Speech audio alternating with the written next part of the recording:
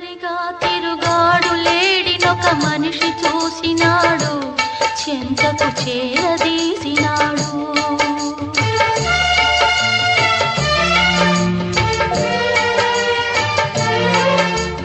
అభమో శుభమో తెలియని లేడి అతనిని నమ్మింది, తన హృదయం పరిచింది.